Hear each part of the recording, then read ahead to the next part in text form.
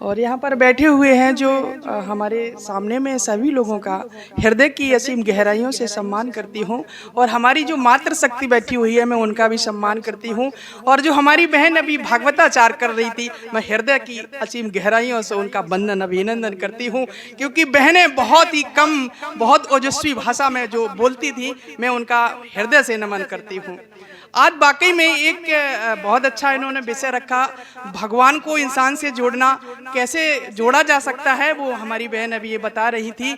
मैं जरा सनातन धर्म के बारे में बात कर रही हूँ। अभी हमारे भाई साहब ने सनातन धर्म की बहुत अच्छी बात कही थी। हमने देखा जब जब पृथ्वी पर अधर्म हुआ है तो भगवान ने जरूर जन्म लिया है।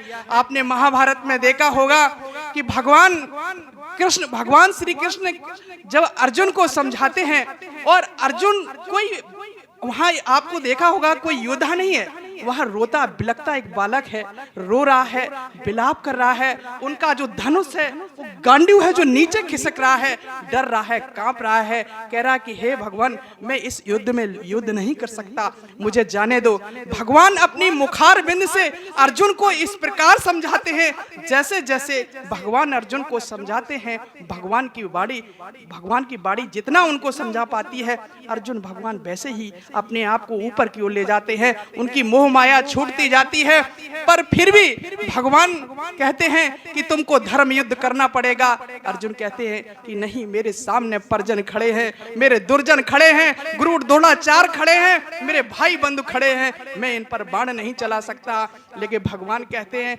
ये आत्मा अमर होती है, मरती नहीं है। नैनम न छिद्यन्ति शस्त्राणि, नैनम न दहन पाविका, न चैनम क्लिंदयातो सोष्यति मारुता। अरे अर्जुन, तू किसकी चिंता करता है? यदि तू मर गया तो तुझे स्वर्ग मिलेगा, और यदि तू जीत गया तो तुझे राज्य मिलेगा, लेकिन तुझे युद्ध तो करना पड़ेगा। भगवान जैसे ही मीठी वाणी से भगवान अर्जुन को समझाते हैं, अर्जुन की मनोदशा भी वैसे ही बदल जाती है। अर्जुन युद्ध करते हैं और एक दिन ऐसा होता है कि धर्म जीतता है, सनातन धर्म की विजय होती है। मैं ज्यादा ना बोलते हुए, क्योंकि मैं चूंकि राजनीतिक स्तर से जुड़ी हूँ, मैं फिर भी मैंने थोड़ा सा बोला, मैं इसके लिए अगर मुझसे कुछ त्रुटि हुई हो तो आई एम सॉरी।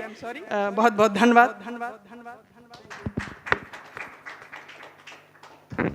बहुत बहुत धन्यवाद। ये राजनीतिक भाव में